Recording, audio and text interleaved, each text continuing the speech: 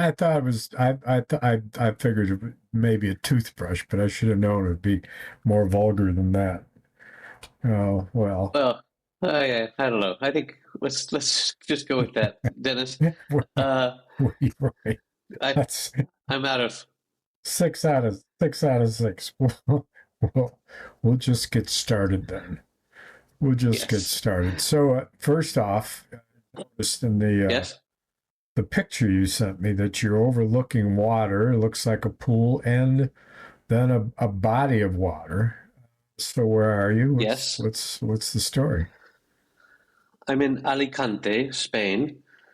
That is on the east coast, on the Mediterranean Sea. It. I come here every year. We've recorded from here before.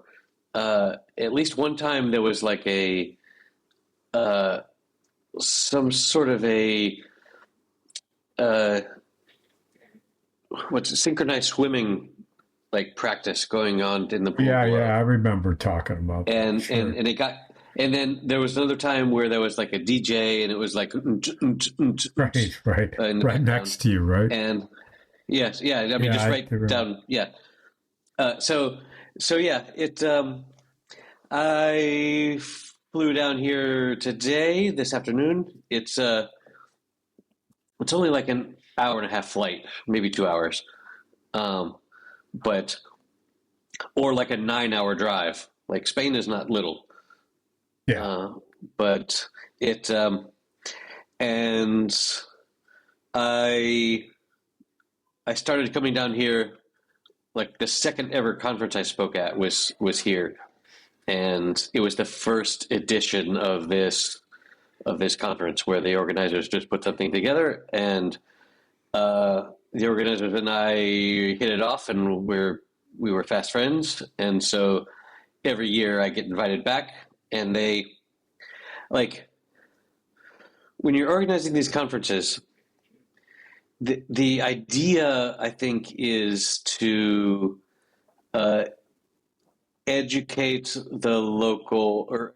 educate the attendees such that they want to pay money to come and learn. However, most of the money I think that the attendees pay comes from their companies, and it's common for modern companies to have a budget for their employees to go and get professional development, go to conferences and learn things. So uh, and then so there's that income for the conference, and then they sell sponsorships where during the conference there's a set of sponsorship booths where companies set up, and either they're trying to hire the attendees, like they're trying to increase recruitment, or they are trying to get to sell their product uh, to the tech people that come, so that they go back to their bosses and say, "Hey, we really need to use this particular kind of database or whatever." And but some com- but some conference organizers have figured out that they can do this and break even, and it's not all that much work, and it's basically like what we had at Myrtle Beach, where it's just getting together with your friends once a year to party and hang out. how And many the people though? actual, so like the, this particular conference gets several hundred attendees every year, but there's like 20 speakers. And the speakers, uh, of the 20 speakers this year, like 15 of them were here last year, and 12 of those were here the year before. And it's just like if you do a good enough job, and the mm, Right, right. and the organizers like you, they will invite you back, uh, sort of indefinitely, and like that's fine. Uh, they also every year they try and have some new blood that Sure. give especially young, like first time speakers. It's good to give them some experience, and sometimes they end up being, regulars coming back. Like, so I don't know. It's a fun thing that I've gotten myself into, and every year we all get together, and it's just like at Myrtle Beach where you get together and it's like you were never apart. Just hanging out with friends. And because it's only for a couple days, like you could be friends with people that you might not, like if you lived in the same town, you might not hang out with them every week, right? But in short bursts. Yeah, right. Anyway, that's what I'm here doing. I flew in today. I'm going to work from my hotel all day tomorrow, and then the conference is Friday and Saturday.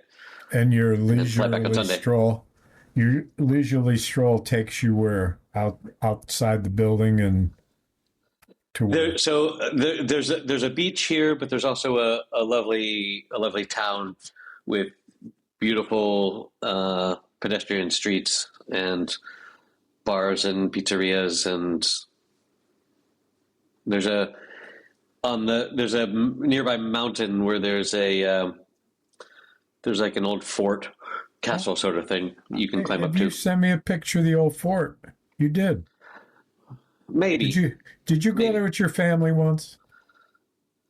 No, I've been to several castles with my family, but not this one in particular. Okay. And one time I brought my wife, and this year several of my friends have brought their partners, because it's just a lovely, like, after there's 2 days of conference, and after the conference every day we go out and just have amazing tapas and food and goodness. Yeah. So you got a group you hang out with. Yeah. Of the 20, of the 12, probably. Oh, well, who've been there 3 years. Actually, typically we all 20 go out. Oh yeah, that's crazy. And then there are some attendees that aren't even speakers who are sociable enough and end up tagging along to these things. So like we go to a restaurant, and typically we have to like stand outside the restaurant, and they will bring us tapas, and we stand there eating and drinking and things, which is nice. It's the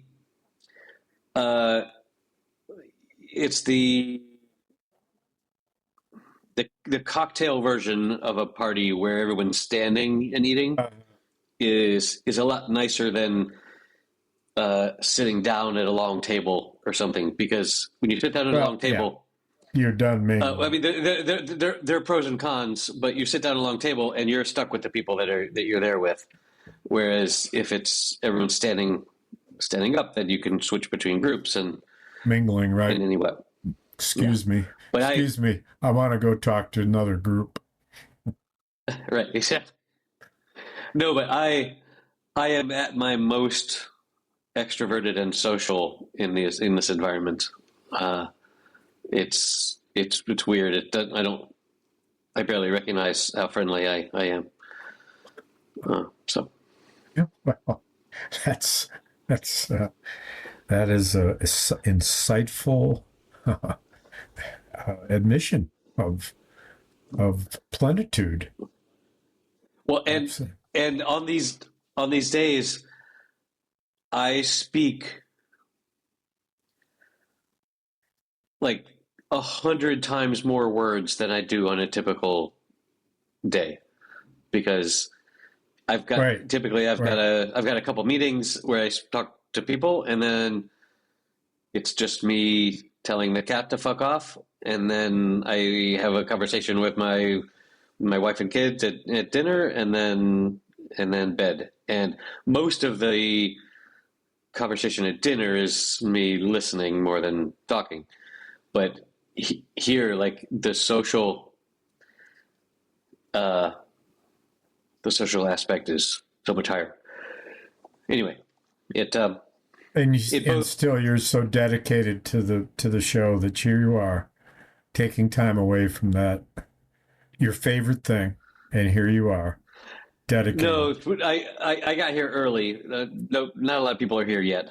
Oh, Uh, so you but right, but the town is there, I'm and not missing that's much.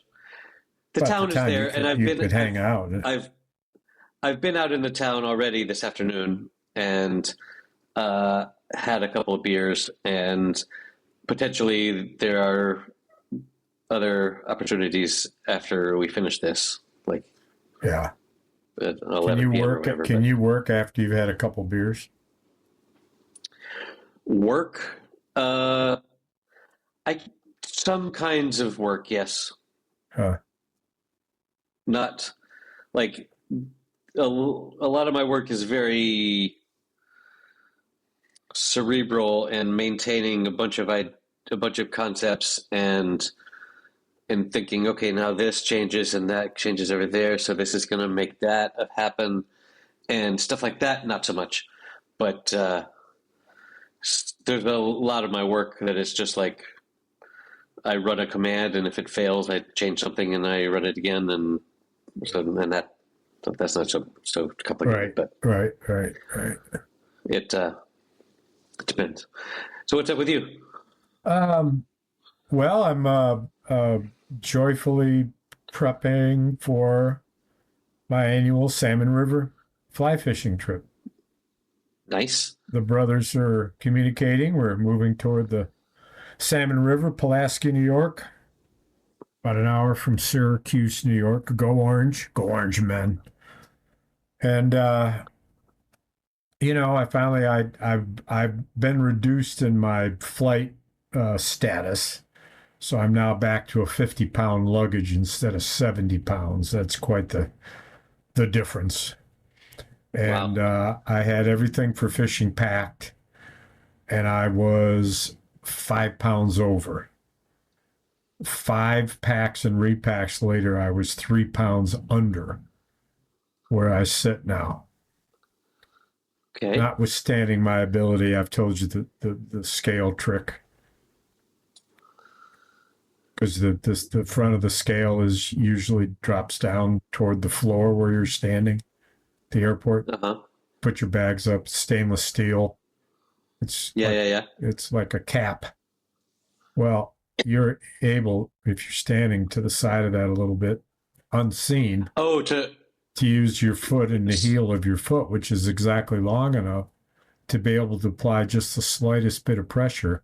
I've done that several times and gone from being 0 0.2 over or whatever. And you got to do it when it's still bouncing around a little bit. I mean, of course, if it you flashes can't. on something too high, you can't, like, it stops and then suddenly it changes. She'd look over and say, "You're not touching Yeah, that, are you?" But she just wants to see that it works, and then she wants to move it. She just, right, bam. exactly. But anyway, I don't want to do that this time. And this time I'm Huh. not taking my long fishing pole, so I don't have to go through the horrors of what happened last time. That was nearly an altercation. I was so pissed off, and they made me give up my fucking pole, my long pole, because Oh I no. couldn't. And even though a guy sitting by the window said, "Oh, you can put that fly pole here. I'm right behind you. Go ahead, slide it in." Slid it right underneath the windows, right underneath, above the seat of the arms, on the Yep. arms of the chair. So we could each still put our Yeah. arms on the hard plastic fly case. And she Sure. came by, and the guy behind me says, "No, we're good. We're good. No, we're good." And I said, "Yeah, we're good. He's helped me out here. And, another fly fisherman." And she said, we can't have that. We can't have that. And he's like, "Sorry, dude. I'm, and I'm, and I said to the Because safety hazard, somehow the pole would if in a get crash it might fly around and stab somebody, through the or heart with a yeah. 3-inch in diameter tube. Who knows? Who knows? But at any rate, I'm avoiding that. I've got a pole that breaks down into 4 parts instead of There you 2. go. and I haven't used it much, so it's going to be fun to try out this new pole. But and So you couldn't take your fly fishing pole. You couldn't fly with your fly fishing pole. flying was not allowed with the fly fishing pole. It's a story I've heard and a story I've told. But at the end, the fishing went fine. It's always going to be good until now and the end of time. Amen. Hey, praise the fishing gods. Yes. Amen. Amen. So weather's been very warm, beautiful, sunny. I've got a to-do list, as you can imagine. I'm going to be gone for 2 weeks, and because of my energetic nature, I'm prone to say, well, what can I get done before I leave so I don't have to worry about it when I come back? Right. And I'm just a couple steps away. I got packed today. I don't leave till Saturday, but I'm pretty much packed. Did all the bills, paid them in advance. I got on the criminal justice desk. Yes. I did get a response. You admitted guilt. Pay me $115. And no. Well, that's yeah. And I made a tragic mistake, and I knew I was making the mistake when I did it. And in hindsight, I predicted it. Back then, I thought I was just over worrying about it. But I admitted responsibility with explanation. What I should have done. Yeah, that's what I said. What I should have done was said not guilty. And not explained it, but expected to go to court, which very likely could happen when I'm on this trip. Oh. So I thought maybe the magistrate would read it. Well, the magistrate didn't read it. He's got 85 cases, every one of them that admitted responsibility. By law, you're guilty. You admitted it. Yeah. Pay the fine. Who's next? What's this fucking 3-page letter? This ain't a brief. Yeah. Stupid me. It was hubris. Yeah, you got intellectual about it in a way that they don't have time for. And was not a rookie mistake in a strange way. You know what I'm saying? Yeah. I did not, for rule of law, you have to be in the ordinate position. You don't want to be in a subordinate position. You cannot ever act like you're in a subordinate position. You'd be treated ordinate position. Ordinate, yes. The first, the first. Yeah. The first level, the self. There's our title. Yeah. So anyway, I get another letter. But that's gonna affect your insurance as well, which is more expensive. Funny you should say that. Let me read you this. Ha ha. Ha ha ha ha. So funny. Stated Michigan Department of State regarding basic driver improvement course eligibility. Dear Dennis Stanley Schrantz, the Michigan State was notified from the Kalamazoo 8th District Court that you were ticketed for the violation of disobeyed stop sign. You're eligible to participate in the Michigan's Basic Driver Improvement Course, BDIC program. You complete the program. 3 points for this conviction will not be added to your driving record, and the conviction of points will not be disclosed to your insurance company. The BDIC program can only be applied once in a lifetime. Damn. And given your age and your potential for pending death, we are offering this to you in hopes you'll be able to take advantage of it. If you choose, the course must be completed by 11:59 p.m. on November 23rd, 2025. If you do not successfully complete or elect not to take the course The conviction and points will be added to your driving record and made available to your insurance company. There's no appeal rights for failing the course or missing the deadline. Course providers establish their fees, but they can't charge you more than $100. You can do classroom setting or you can go online. You're still responsible for court costs and fines. Conviction is still viewable by the courts, law enforcement, and other government agencies, and used as required by law, regardless of whether you participate or not. You must have this letter available upon enrollment. Please contact this office for further assistance. Tomorrow morning, I am going to be an attendee at this class, and I am going to object strenuously to this impaired conviction. So that's my open. Before the class starts, I'm going to ask if I can make an opening statement. And let them know that I'll participate, but I'm innocent as charged. I would like to be ordinate here. I want the ordinate position. So silly. Yeah, I actually, in hindsight, I think I took the lazy way out. And I instead of going full bore, I went half bore. Not even. Yeah. As it turns out, and this having to appear in court, and how long that would take, and who knows. Well, anyway, moving on. But that's the way it works. They make it so doing anything other than just paying the fine is like, depending on how much your time is worth, like they make it so complicated to go through the process, right? So at some point, there's just a price that you're just like, fine, I'll pay it. I don't want to put 7 dates on my calendar where I have to go somewhere and be present to sign a thing or whatever. Like, gross.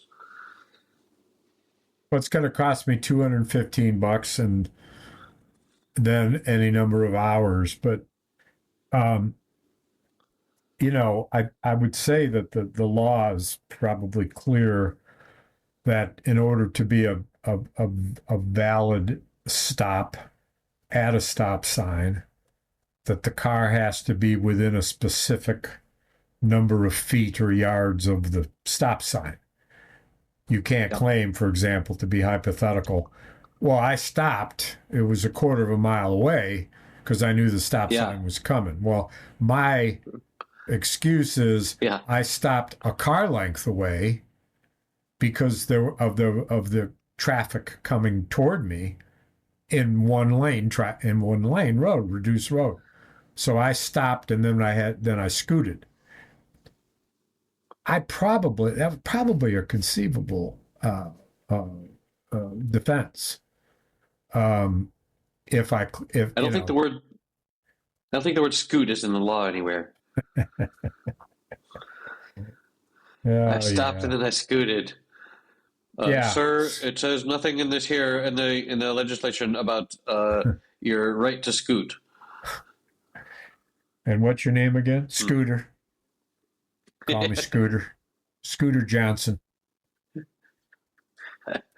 I scoot along. I scooted. It's cuter when I scooter. Yes. So I've been doing improving the yard work in the house my son and I are selling, and did all sorts of shit here. Spray washed the patio, mowed the lawns, did the edging, put new polymer gator dust in the cracks of my patio. And this polymer gator dust in the cracks of my patio. Yeah, there's a song in there. It's a good sentence. Well, I loved you so much, like a polymer, like a dust that I'd spread in my cracks. You're my little gator girl, and I love you. Gator dust, You're a pioneer to me. And I got another few little places that I missed. I got to go out and do that. I'm not happy with having to redo it, but I'm going to redo it. And painting a window trim 1 inch around as a accentuating third color on the house, a burgundy Ooh, stripe around the window frame. Um, the only one in the house that doesn't have it. And the painter didn't want to do it. And so he convinced me in his way to avoid it. And he what do bamboozled. you mean? I you just said I don't want to. No, he said, You do it. given that it's a different type of window and it's not one of the antique windows and it's a more open pane and larger window, it don't really need it. And it made some logical sense, but at the end of the day, when you're driving by the house, you just see for some reason there's one window that doesn't have the burgundy trim. Right, And he didn't want to do it because he didn't want to have his guys were probably taking more time than he wanted to do the painting. He right, was the head of the crew, the owner, and would stop in and he wanted him to hurry up. And so he thought, well, that'll save a half hour not doing that.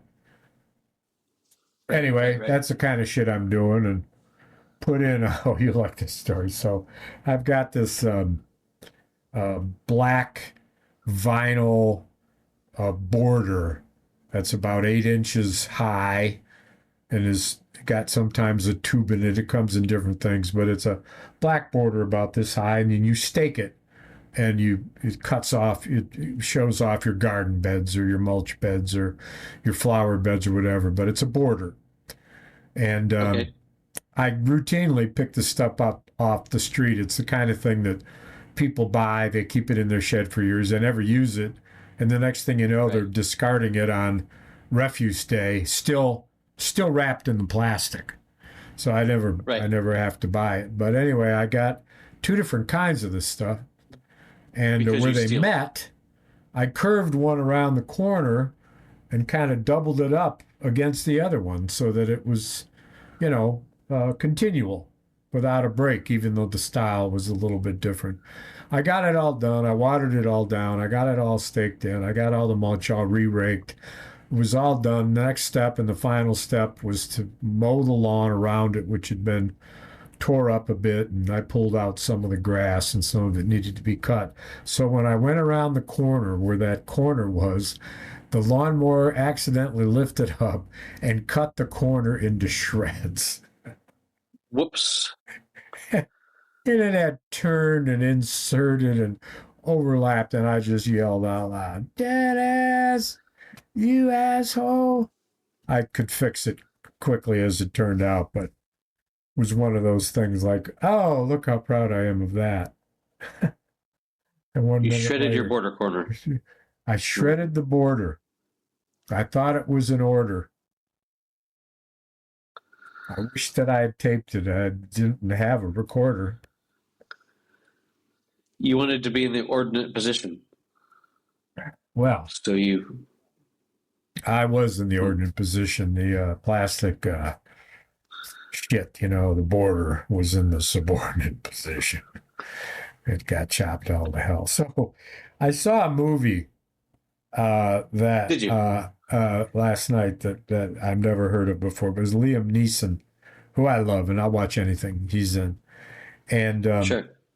it was just the name of it was The Commuter. It was a story about a man who had been a cop, then was an insurance salesman for 10 years, and then abruptly lost his job right when he had a son going to Ivy League college and had to double up on his mortgage payments. And it was all sorts of shit going on. He lost his job. He's approached on the commuter train by a beautiful woman, played by Vigera. Vagera is her name. Vera Farmiga. Yes, yes, Vi- yes. And she says, I have a proposition. What if, hypothetically, There was someone on this train who we didn't know who it was, and you were asked to intervene with that passenger, regardless of what might or might not happen to him or her. Would you do it if there was a reward? He said, "What's the reward?" He said, 25,000. Now, $75,000 after you get the bag this person is carrying. And oh, by the way, uh, the 25,000 is in the bathroom. And she got up and left. He went in. He found it in Yeah. the place where the air comes in, the heating thing. Took the Vent. screws out, of course. Yeah. Of course, where else would it be? And stuck the money in his pocket and started to try to figure it out because he wanted the 75,000. Anyway, you're not familiar with it. No. I mean, Liam Neeson always sort of plays the same character Yeah. of a well-trained fighter that is no longer does that and gets pulled back in and And for a whatever common reason man. has to he's a common man that like he used to be a Navy SEAL or whatever, or in this case a cop or whatever, but he knows how to grapple and to win at a fight scene, and then Well, it's funny you say that because the fight scene is really one of the reasons I wanted to mention it too, because it uses this technique that's almost like stop action for the fighting scenes, but they show in a way that I don't remember ever seeing before the impact of the punch or the hit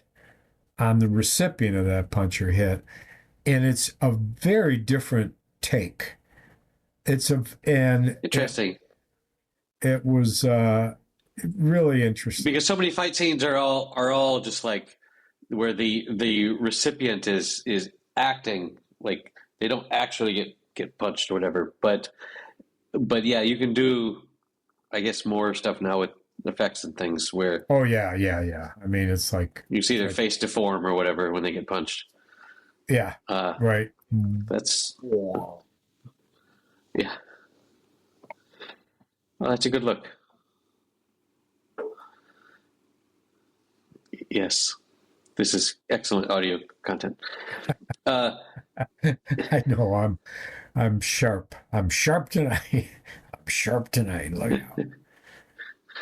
Yeah, it sort of reminds. Well, like same is true for all of the Jason Statham movies.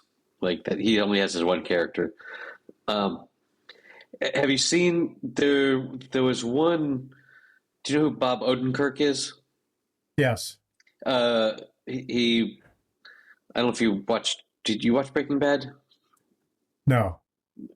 and Better Call Saul? But like he's a comedy person. Like he wrote on SNL. Like he is the writer and the creator of the well, I live in a van down by the river. He is. Yes, he wrote that for what's his face, and so like he was always been a comedy person, Farley. and the other, but then he got on Breaking Bad and Better Call Saul, and he learned dramatic acting basically from watching Bryan Cranston, but. A couple years ago, he starred as an action movie star in a movie called Nobody, which is it's like naming your band The Who or whatever. It's so hard to say. Did you see Nobody? Like it's just one of those words that doesn't go well into a sentence as a title. Were they? But Nobody. yeah, it's very who's on first, sort of a gag, but he did this amazing job as an action hero. He plays again the same role of someone who's actually trained as a killer, but like has given that life up and is now just a regular office dweeb, but then some guys jump him on a bus or something, and he kicks their ass. But he has a lot of good stories about training for that, uh, and the choreography of a good fight scene is so like there are just these beats that you have to hit of now you're over here, now he's going to swing this thing, and you better duck, or whatever. So I'm fascinated by and the cinematography and guys fight scenes because the guys who shooting do it well, it's so hard because it's very easy to shoot it and edit it in a way where it's disorienting and you don't know who's where and what's going on. Like there's a lot of thought that goes into letting the audience know, okay, now this guy's on the left, now this guy's over here, and because if you just switch to the opposite side, looking back in the other direction, then they're on the opposite side of the screen, and you can do it really wrong. So doing it right, I appreciate.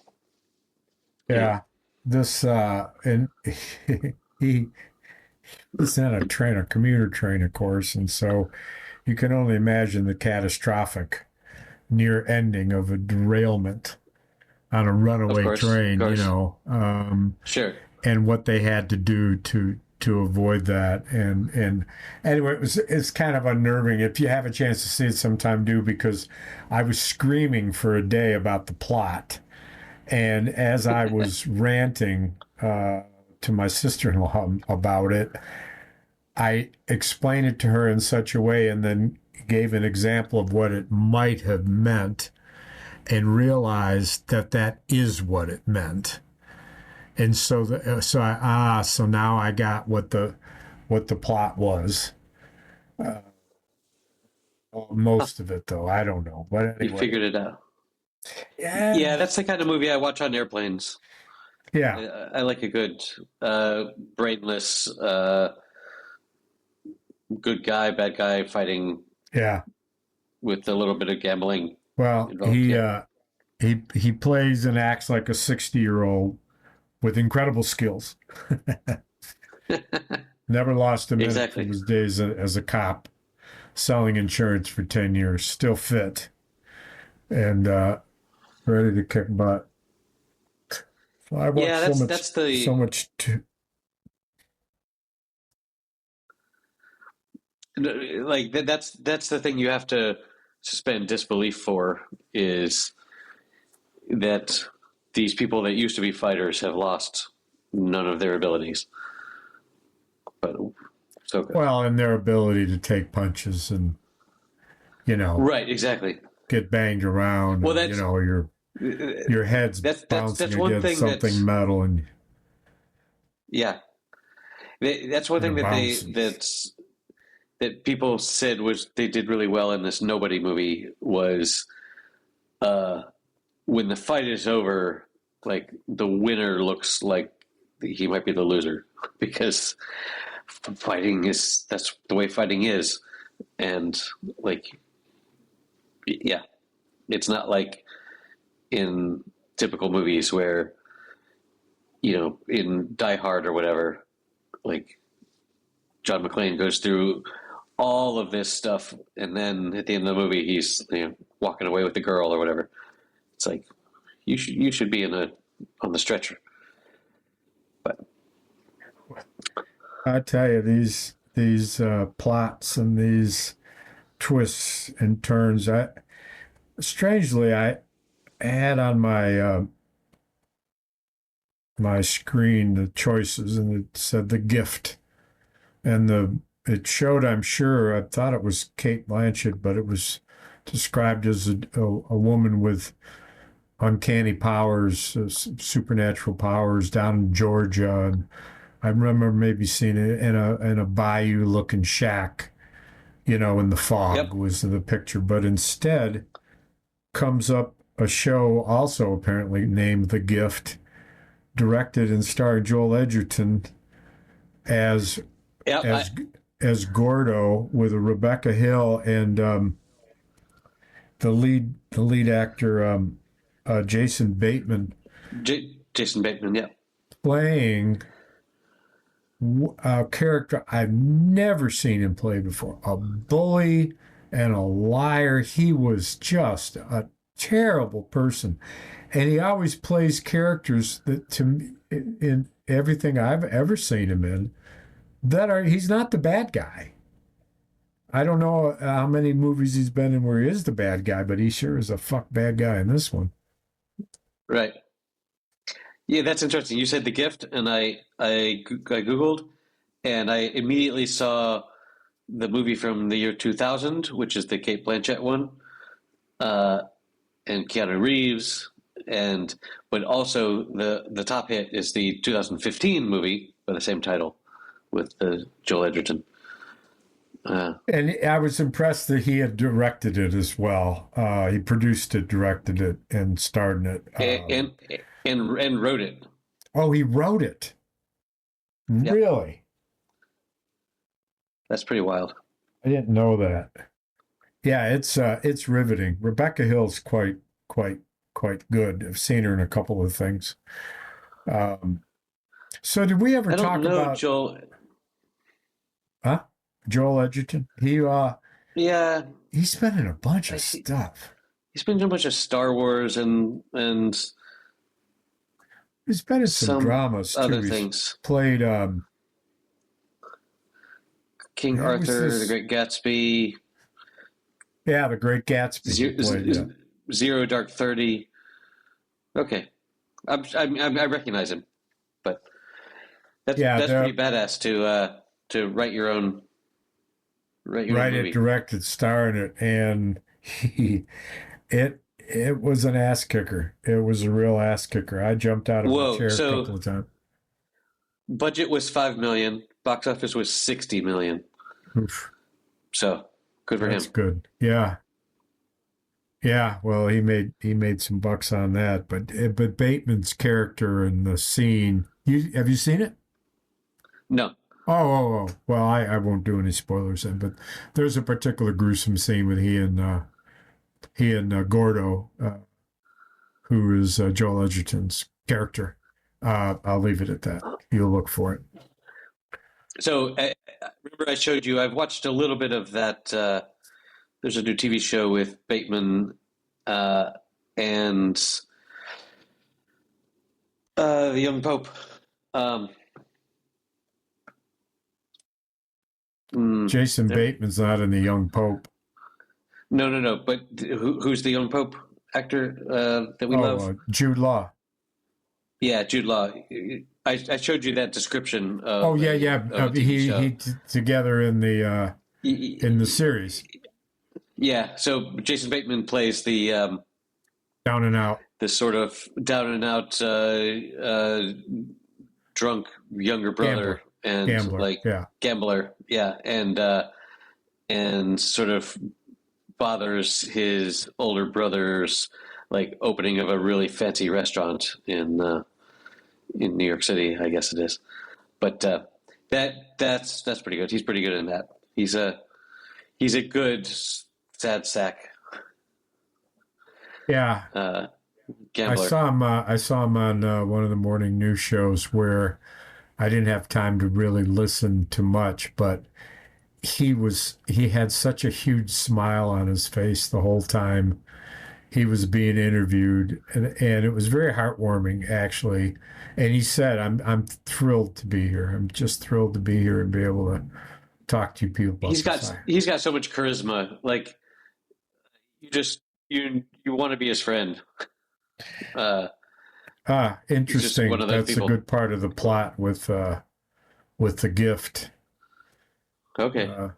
So I'm still. Go ahead. No, I would like Paul Rudd is another one where he's just got all the charisma in the world. Everyone likes Paul Rudd. Yeah. He's very, very, very likable. So I've seen those, and I've been doing some other stuff. Oh, I go back to the Brotherhood all the time. That's like 6 seasons, so It's my fallback if nothing pops up that's grabs my attention. Oh, and did you follow at all the Ryder Cup? Only I've not.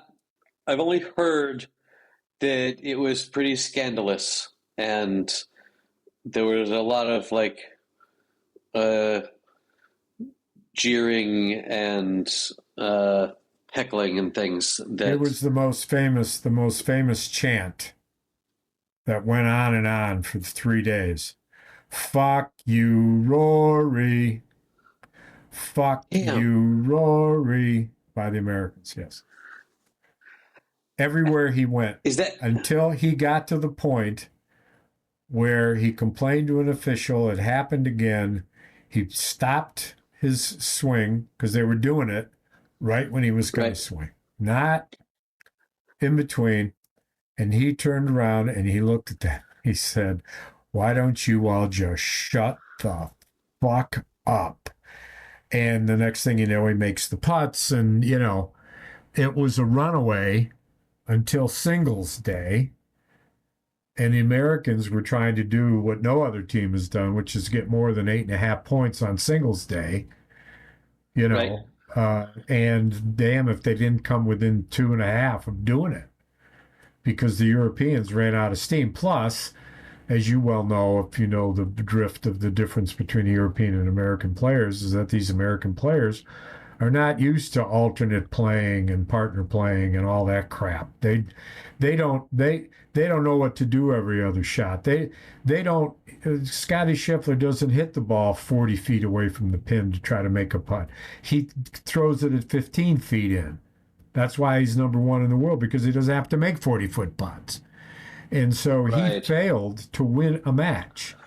From the first Huh. 2 days, he was the first 0 to 4 number one ranked player in the world to go scoreless, 0 to 4, and was Wow. absolutely dejected. Came out and then head to head with "fuck you, Rory," head to head. Second time in the history of the sport, number one facing number two in the Ryder Cup. And Scotty rose to the occasion and beat him in the final couple of holes. One for the ages, one for the ages. And the Americans were within two of being able to win. So it looks like, but after the second day, it was like 11.5 to 5.5, 14 to win. Wow. Wow. That is in those score in those days, the worst on soil home team record in Ryder Cup history. No one's been beat that bad in their own country, or in their own turf, I should say, Right. as this team did in 2 days. And also, nobody's ever come back more on singles day. They broke that Huh. record as well. Um, but one of the interesting things about it is, and the captain Bradley, Deegan Bradley, he had the opportunity because it's American course to tweak the course. And what he ended up doing, he says now, was the biggest mistake and a good reason why they lost. He shortened the second rough and inadvertently created not only a better opportunity for DeChambeau and Scheffler to hit it out of the fucking ballpark, but he also opened the course up so there was no real penalty for missing the For missing fairway. the fairway. And Right. so it became a putting contest, and they Interesting. lost the putting contest. And he said that in hindsight, that was the mistake. And he had a couple of pairings that were sat a couple of guys that he probably should have, but that's all armchair quarterback woulda, coulda, shoulda, who the fuck knows kind of stuff. You know. So how do we feel about heckling in like both tennis and golf? The crowd is expected to shut the fuck up, right? Uh, but in no other sport that I know of, like in basketball, the crowd is yelling the whole time, and certainly in soccer and in Football, football, baseball. and You're right. Right. Well, So yeah, baseball is all about the heckling, right? Uh, so batter, swing. So I don't know. Like, well, should you? it absolutely is part of the game, and I don't know historically whether it always has been. Have there always been the protocols of golf of being polite when some? I suspect it's so, and not Yeah, the I mean, golf. golf and tennis are both like rich people country club. We have a level of class and demeanor here that I think the other sports have never had. Well, and Uh, that if the question you ask could be rearranged to say, is the way the crowd is expected to contribute part of the game? And the answer is, in all sports, the answer is yes. In basketball, right, baseball, etc., it's because they're loud, and in golf and tennis, it's because they're not. But in every right, case, the crowd has a role, and that role, as expected, is part of the game. And it right. may But like, not be. if a baseball player needs is up at the bat and expects the crowd to be really quiet, and if someone sneezes right when the pitch is coming toward him, he gets upset. That's like the equivalent of You know if what? someone sneezes on your backswing. Why would that ever happen in baseball? That's not part of the game. Right, exactly.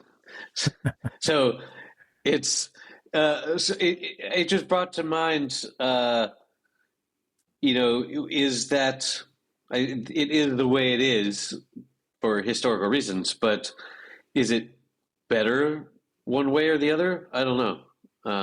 I don't. Yeah, I don't.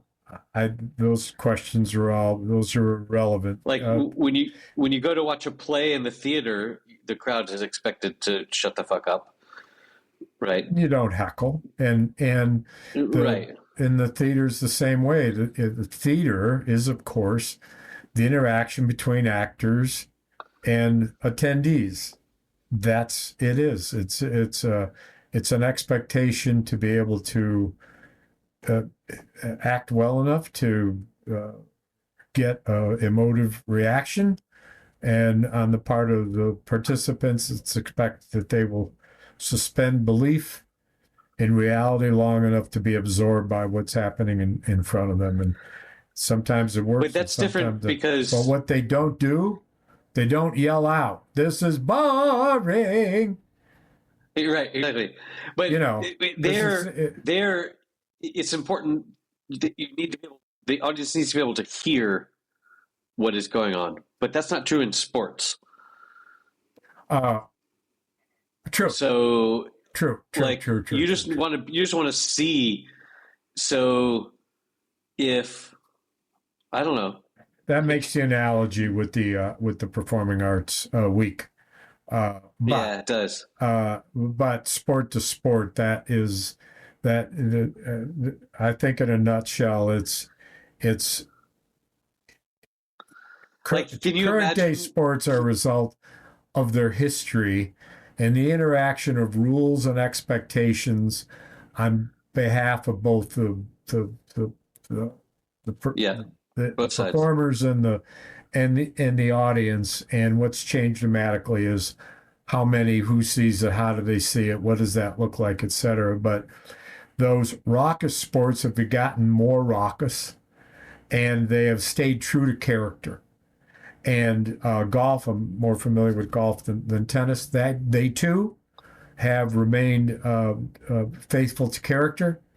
And this last go round at the Ryder Cup will be fascinating to see, as I would predict that the Irish, when they go there in 2 years to fight again for the cup, that Yep. the demeanor will be nowhere near that, and it will make the point of respect of Yeah. the game, and these drunkard uh, ball sack Americans who think that it's somehow important enough to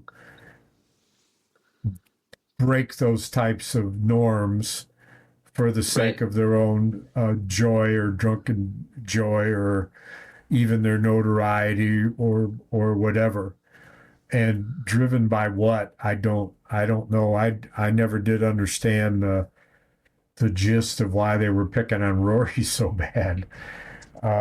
Maybe he said things before about the Americans. I don't know. I don't But know. if you're if you take a bunch of hockey fans to a golf tournament, like I don't know.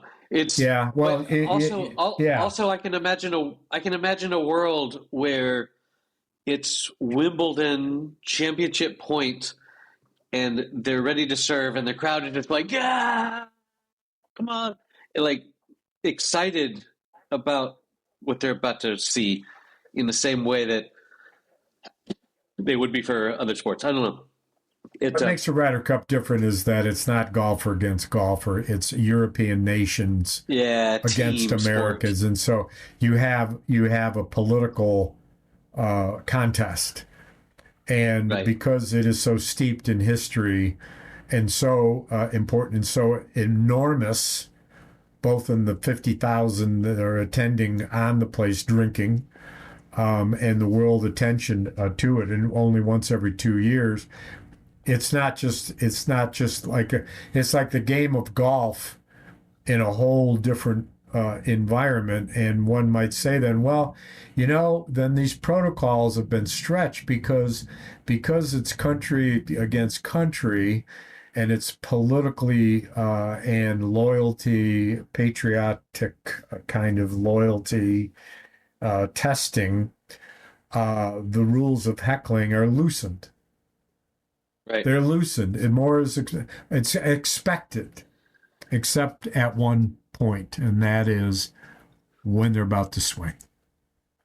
Don't do it then. Nobody does. I gotta go. I gotta go. All right. Uh, kind of glad we didn't get to politics, but Yeah, that's it's a shit show. he called all the generals together to in the Yeah, new just tell them they're Department all of fat.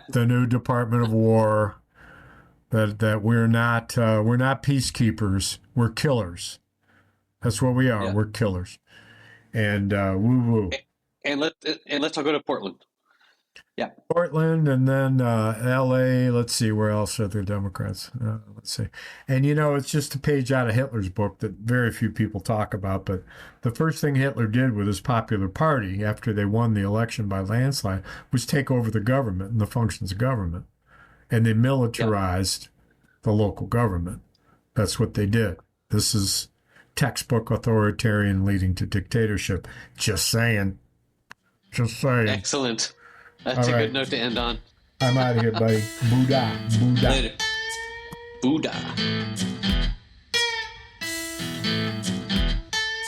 Okay, that's it for episode number 262. You can find these show notes at happyhour.fm/262 with some links to some of those movies we talked about, as well as an interview with Rory McIlroy about what he thought about being heckled.